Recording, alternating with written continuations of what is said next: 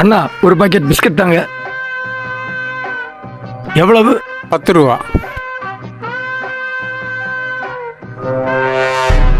சரிண்ணே, அப்போ பார்ப்போம். அண்ணே ஆ லக்ஸ் சோப்பு இருக்கானே? இருக்கு. அதில் ஒன்று தாங்க.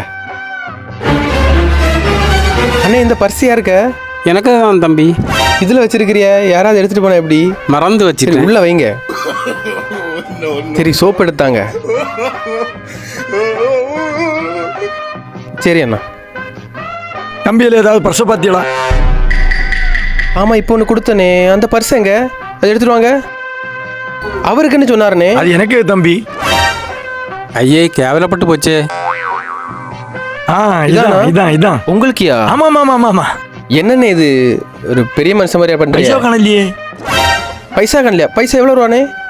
500 ரூபா இருந்தே. 500 ரூபா? என்னண்ணே இது?